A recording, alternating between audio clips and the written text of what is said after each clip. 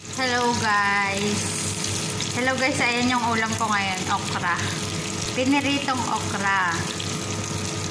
Ayan, kasi hindi naman nila nauulam. Ito yung nandun sa backyard. Organic po yan. So, ayan, pinirito ko na lang. Kasi sobrang busy kami, ang dami namin ginagawa.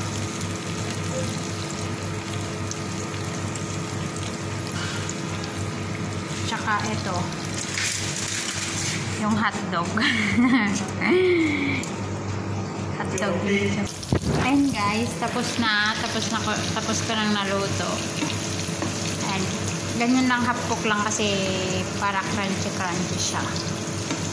Ayan. Masarap to isaw-saw sa toyo tsaka kalamansi or bagoong. Kasi wala akong bagoong. Ayan. Thanks for watching guys. Bye bye. Kakain na ako.